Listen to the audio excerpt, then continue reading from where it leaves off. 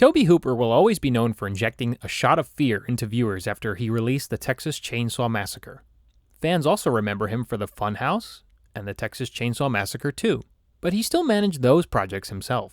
What was probably more surprising was when he decided to collaborate with Steven Spielberg on a movie between those entries. While Steven Spielberg did make his own horror film with Jaws, the director was known for more wonder and adventure type themes going on in his stories. So to have an actual horror director work with him may have seemed like a mismatch. Turns out, though, many enjoyed this film. However, it's not as scary as some say, especially those who have seen much darker stories. The story is about an average family who ends up being visited by some spirits and capture their youngest child into their dimension. Then they bring in some paranormal specialists to investigate and help recover their lost child. With Hooper directing, Spielberg, Michael Grace, and Mark Victor wrote the screenplay. The cast of actors playing the family is Steve, played by Craig T. Nelson, Diane, JoBeth Williams, Robbie, Oliver Robbins, Dana, Dominique Dunn, and Carol Ann, Heather O'Rourke. The paranormal investigators are Dr. Lesh, Beatrice Straight, Marty, Martin Casella, Ryan, Richard Lawson, and Tangina, Zelda Rubinstein.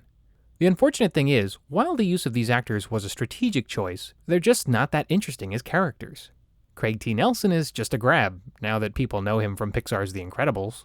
The character that is interesting to watch is Tangina. In a way, the story feels like what James Wan's Insidious drew inspiration from. Tangina is the know-all of spiritual infestations. What probably makes the viewer pay attention is Zelda Rubinstein's voice alone. It's so light in pitch. However, that's it for characters. She may provide more exposition to the story, but at least she provides context in a captivating way. Not even the understanding of how Carol Ann communicates with the specters is explained in much detail. Yet she's constantly quoted as the staple of the franchise. What the script does do correctly is not follow the usual cliches horror films contain in terms of death. That's a nice change. Sadly, this doesn't help with how the viewer will perceive the horror on screen. While the horror elements on screen would be scary to anyone in real life, the way they're used here is half and half. The real disturbing imagery doesn't really come on until later in the film. Initially, the scary activities start very mild and do very little. The moments are more eyebrow-raising than anything else. The real scary thing is that this franchise has its own curse. Both Dominique Dunn and Heather O'Rourke would not live long after this film was made. For an improperly rated PG film as well, there are moments of blood and gore. Martin Casella would have one of the most shocking scenes in the entire franchise, which would also be parodied in other media. The practical effects used are well done too, considering the film crew used actual skeletons on the set without telling their cast. Talk about something that makes your skin crawl. Adding to the visuals is the camera work provided by Matthew F. Leonetti. The shots captured are dynamic enough to show different portions of the house and creepy spooks that end up terrorizing the Freeling family. One of the best shots featured was the cemetery located on the top of the valley.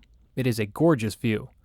Leonetti also filmed for Raise the Titanic, Fast Times at Ridgemont High, Commando, Hard to Kill, Mortal Kombat Annihilation, directed by his brother John R. Leonetti, Rush Hour 2, Too Fast, Too Furious, and Dawn of the Dead.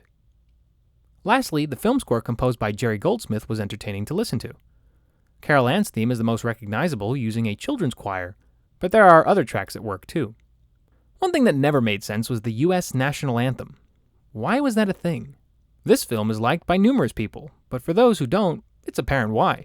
The scares are not really there. Things are left unanswered about one of the main characters, and the rest except for one is just there.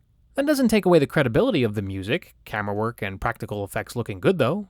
It's just slightly above average.